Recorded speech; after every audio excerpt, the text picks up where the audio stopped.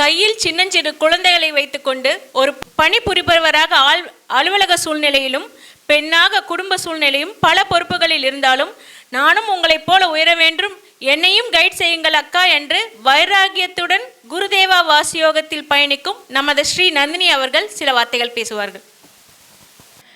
அனைவருக்கும் ஆத்ம வணக்கம். ஆத்ம வணக்கம் குருதேவா, ஆத்ம வணக்கம் குருதேவி அம்மா. என்னோடய எக்ஸ்பீரியன்ஸ் பற்றி தான் நான் பேசலான்னு வந்திருக்கேன். ஆக்சுவலாக நான் எதுவுமே ப்ரிப்பேர் பண்ணல. ஸோ நான் வந்துட்டு என்னோடய ஜேர்னி ஸ்டார்ட் பண்ணது ஆல்மோஸ்ட் 4 years பேக் நான் ஸ்டார்ட் பண்ணேன். ஸ்டார்ட் பண்ணதுலேருந்தே எனக்குள்ளார ஒரு கேள்வி இருந்துகிட்டே இருந்தது. Because I am just 32. So எனக்குள்ளார தியானம் பண்ணால் என்ன நடக்கும் எனக்கு தெரியல. நிறைய பேர் வந்துட்டு இதுக்குள்ளார நல்ல மாற்றங்கள் இருக்குது, தியானம் பண்ணுறதுனால உங்களுக்குள்ளார ஒரு சைலன்ஸ் ஃபீல் பண்ணுவீங்க அப்படின்லாம் சொன்னாங்க. பட் எனக்கு எனக்குள்ளார எதுவுமே கனெக்ட் ஆகாமல் இருந்தது. இந்த வயசில் எனக்கு தோணுது தியானம் பண்ண என்ன நடக்கும்னு எனக்கு தெரியல, அப்போ நான் எதுக்கு பண்ணணும் அப்படிங்கிற மாதிரியான ஒரு தாட் எனக்கு இருந்துகிட்டே இருந்தது. 4 years பேக் இங்கே நானும் ஷோபனாக்காவும் ஒன்றா தான் ஜாயின் பண்ணோம். அதுக்கப்புறமா இந்த குழப்பங்களும் இருந்தது. அட் த சேம் டைம் ஒரு சில பர்சனல் ரீசன்ஸ்னால என்னால் கண்டினியூ பண்ண முடியல. இந்த ஏப்ரல் மந்த், ஸோ அதுக்கப்புறம் கிட்டத்தட்ட ஒரு 3 to 4 years போயிடுச்சு. இந்த ஏப்ரல் மந்த் வந்துட்டு என்னோட அஃபிஷியல் ரிலேட்டடாக எனக்கு ஒரு சில சேலஞ்சஸ் இருந்தது. அது கூடவே அஃப்கோர்ஸ் எனக்கு 2 குழந்தைங்க இருக்காங்க, நான் ஒரு ஜாயின்ட் ஃபேமிலியில் இருக்கேன். அண்ட் கடமைகள் பொறுப்புகள் கொஞ்சம் அதிகமாக இருந்தது. அந்த மாதிரியான உணர்வு எனக்கு இருந்ததுன்னு சொல்லலாம் மேபி. ஸோ அப்படி இருந்ததுனால இதோடு சேர்ந்து இன்னொரு ஹெக்டிக்கான ஒர்க் பண்ணுறப்போ என்னால் ஹேண்டில் பண்ண முடியல ஆக்சுவலாக. ஸோ அந்த மாதிரி இருந்த டைமில் எனக்குள்ளார ஒரு கேள்வி, ஓகே இது முடிச்சிட்டதுக்கப்புறமா ஃப்ரீ ஆகிடலான்னு நம்ம நினச்சிட்டு நம்மளும் ஒரு 4-5 வருஷமாக போயிட்டே இருக்கோம். இது முடிச்சதுக்கப்புறம் அடுத்தது வருது, அது முடிச்சதுக்கப்புறம் இன்னொன்று வருது, தவிர இதுக்கு ஒரு முடிவே இல்லாத மாதிரி இருக்குது அப்படின்னு ஒரு கொஸ்டின் எனக்குள்ளார இருந்துகிட்டே இருந்தது.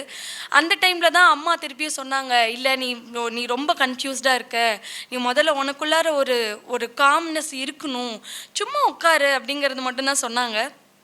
அதுக்கப்புறமேட்டு தான் ஐ ரீஸ்டார்டட் த மெடிடேஷன் அகெயின்.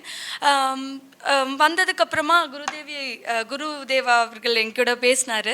அவர் பேசினதுக்கப்புறமா ஒரு சில எக்ஸ்ப்ளனேஷன்ஸ்லாம் எனக்கு கொடுத்தாரு. அதுக்கப்புறமேட்டு ஓகே ஃபைன் நம்ம ஸ்டார்ட் பண்ணலாம் அப்படின்னு ஒரு டெசிஷன் எடுத்தேன்.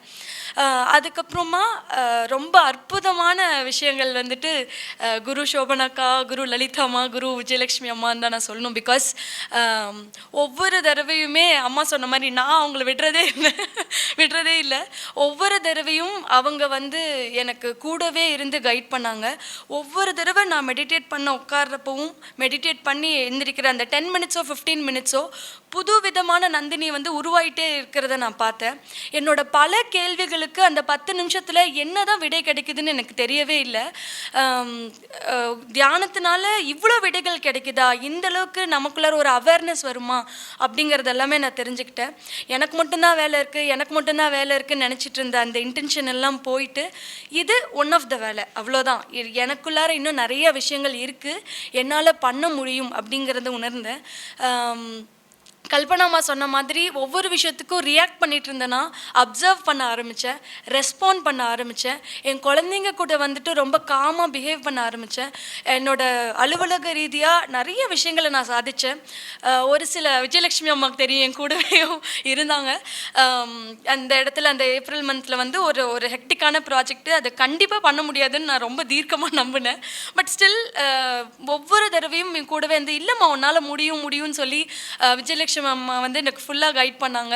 என் கூடவே ஒவ்வொரு தடவையும் நான் மெடிடேட் பண்ணப்போ எல்லாமே அவங்க தீட்சை கொடுத்தாங்க. All of the sudden miracles, magics எல்லாமே நடக்க ஆரம்பிச்சுது. அப்போ தான் நான் உணர்ந்தேன், ஓகே நம்மளை நாம் ஷேப் பண்ணிக்கிறதுனால, நம்ம ஒரு விதமான நிலையில் கொண்டு வரதுனால நாம் நினைக்க முடியாத, நம்மளால் சாதிக்க முடியாத நிறைய விஷயங்கள் அசால்ட்டாக நடந்துருங்கிற விஷயங்கள் எல்லாம் எனக்கு தெரிய ஆரம்பிச்சுது. இந்த பயணத்துக்கு அப்புறமா லலிதா அம்மாவும் என்னோட லைஃப்பில் வந்தாங்க. அவங்களும் அடுத்த ஒரு முக்கியமான புள்ளி அப்படின்னு நான் சொல்லணும். பிகாஸ் அகெயின் ஒரு எனக்குள்ளார இருக்க நிறையா தியானத்து ரீதியாக எனக்குள்ளார இருந்த நிறைய கொஷின்ஸ்க்கான ஆன்சர்ஸ் வந்து எனக்கு அவங்க சொன்னதுனால ரொம்பவே எனக்கு கனெக்ட் ஆச்சு. ஒவ்வொரு தடவையும் நான் மெடிடேட் பண்ணுறது வந்து அப்படியே 10x 15xன்னு என்னால் இது பண்ண முடிஞ்சது. ஸோ என்னோடய லைஃப் எல்லாமே எனக்கு தேவையான தேடுதல்கள் எல்லாமே இந்த இடத்துல நிறைவாச்சு அப்படிங்கிற ஒரு உணர்வு வந்து அந்த இடத்துல தான் நான் ரொம்ப உயர்வாக என்னை நான் ஃபீல் பண்ணிக்கிறேன். இந்த ஒரு வாய்ப்பு கொடுத்ததுக்கு வந்து காலம் முழுக்கும் குருதேவாக்கும் குருதேவி அம்மாவுக்கும் நான் நன்றியுடன் இருக்கிறேன். அண்ட் தேங்க்யூ ஷோமனக்கா, தேங்க்யூ லலிதாம்மா, தேங்க்யூ விஜயலட்சுமி அம்மா. Above all thank you so much mummy. ஒவ்வொரு தடவையும் நீங்கள் தான் என் கூட இருந்திருக்கீங்க. தேங்க்யூ. ஏன்னா அந்த இடத்துல நீங்கள் சொல்லலைன்னா நான் திருப்பியும் I won't be back here. Thank you so much and thank you every one.